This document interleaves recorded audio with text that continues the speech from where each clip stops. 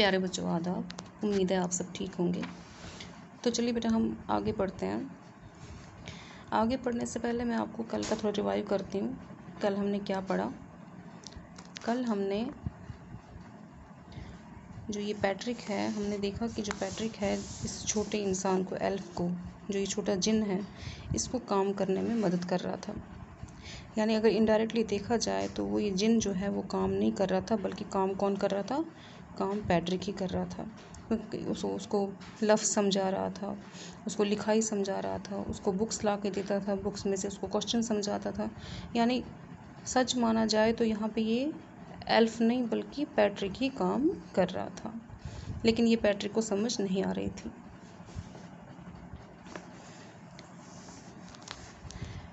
As a matter of fact, every day, in every way, that little elf was a nag. अगर सच माना जाए तो ये elf था, चाहे कहीं पर भी, कभी भी, किसी भी दिन, इसको बिल्कुल समझ नहीं आती थी। इसको हर बार समझाना पड़ता था कि ऐसा करो, ऐसा करो, ऐसा करो। सिर्फ वो क्या करता? सिर्फ वो लिखता था। बाकी समझाने का काम तो पैट्रिक का ही था। Patrick was working harder than ever and was it A drag. तो क्या कहते हैं पैट्रिक जो था वो बहुत मेहनत कर रहा था। उसने आज तक ज़िंदगी में इससे पहले कभी भी मेहनत नहीं की थी, और आज वो मेहनत कर रहा था। और ऐसे लग रहा था कि वो अपने आप को इस चीज़ के लिए, किस चीज़ के लिए? मेहनत के लिए, पढ़ाई के लिए खींच रहा है। He was staying up nights and had never felt so weary, was going to school with his eyes puffed and bleary.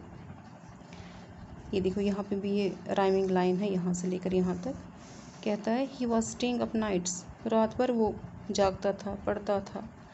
Had never felt so very, इतनी उसको थकावट आज तक कभी नहीं हुई थी जितनी आज होती थी, क्योंकि वो मेहनत करता था।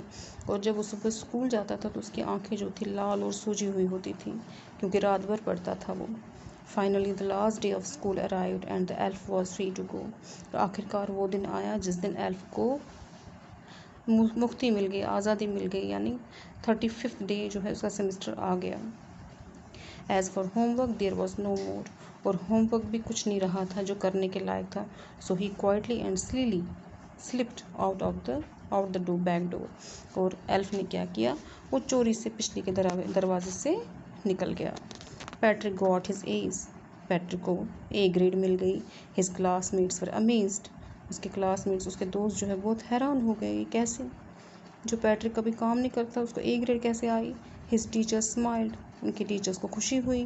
And were full of praise, और उनको फ़ख्र हुआ अपने आप पर कि नहीं, ये हमारा इतना काबिल स्टूडेंट है।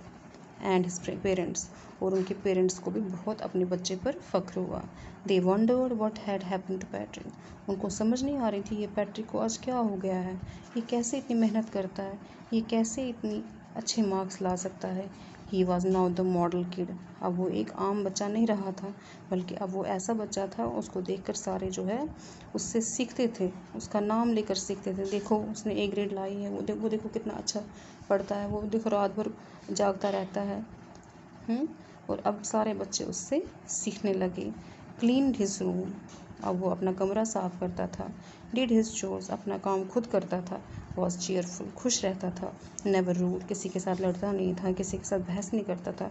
Like he had developed a whole new attitude, ऐसा लगता था कि वो एक नया ही पैट्रिक बन गया है, उसमें एक नई पर्सनैलिटी आई है, नई शख्सियत जैसी आई है।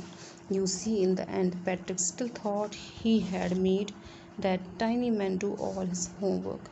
आपको लगता है कि पैट्रिक यही सोचता होगा कि मैंने उस छोटे इंसान से सारा काम करवाया, लेकिन क्या बात है, but I will share a secret just between you and me. It wasn't the elf, Patrick had done it itself. लेकिन मैं आपको एक सच्चाई कहना चाहती हूँ, एक राज की बात कहना चाहता हूँ। कौन कहता है? जिसने ये बुक लिखी है, जिसने ये कहानी लिखी है, कहता है कि मैं आपसे एक सीक्रेट शेयर करना चाहता हूँ, एक राज की बात बताना चाहता हूँ, जो कि आपके और मेरे बीच में ही रहनी चाहिए। क्या?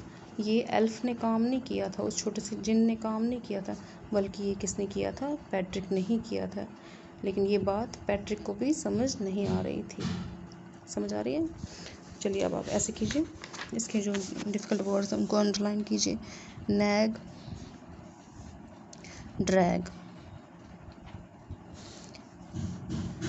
weary, puffed, bleary, quietly, sillily, classmates, wandered, chose, attitude,